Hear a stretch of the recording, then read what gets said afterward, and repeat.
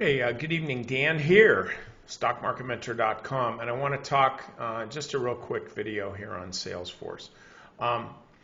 If we're just looking at the closes as opposed to like this intraday spike here, I can draw a line basically down around like that, and then I can do another one with squinting the eyes and a little imagination right up there. So we've had this volatility compression. Volatility squeeze. And then just today, the stock broke out on slightly heavier than average volume. The market at the same time, the NASDAQ was okay. It's up over 1%. CRM was up 4%, which would be better, wouldn't it? And so I'm looking at this stock as a huge outperformer today.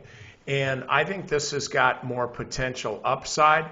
I would look for kind of an initial price target of $200, which would be at a new high. And why wouldn't this set a new high? Everything else seems to be.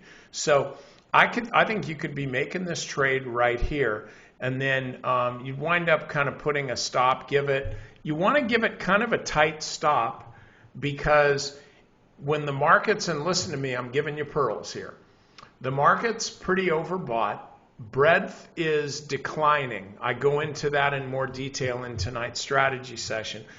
Fewer stocks are working, and the big cap ones are the ones that are kind of leading the way, but not many stocks are following. So that's a little bit of a red flag. So with that said, think about exactly what's happening to create this dynamic that I just talked about. Breakouts aren't really working. I mean, if they were working, then breadth would be good, and everything would be happy. We'd all be skinny, good looking. We'd be in great shape, and the future would be bright for all of us. But that's not the way it is, okay? At least not for me. So we've got this this market that's kind of weakening a little bit, which means that breakouts would be suspect. You'd think, well, maybe we're going to get more selling into those. Kind of like we saw with advanced micro devices, looking good back here. We get a nice move here, big breakout, right? And then today, bam, there's the breakout. Oh crap! It might still work, but the stock is now looks like it might pull back a bit. So anyway, the point is we could see that with Salesforce, and so because of that, I don't feel like I want to keep a stop way down here below 170 or down here below the 50-day moving average. I'm trading the potential for a breakout.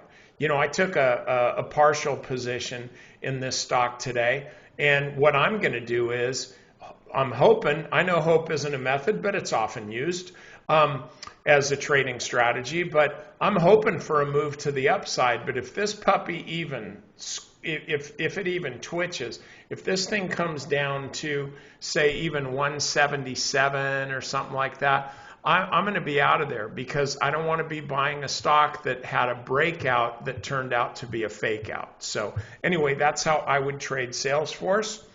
Hope these videos are working for you, and I will see you next time.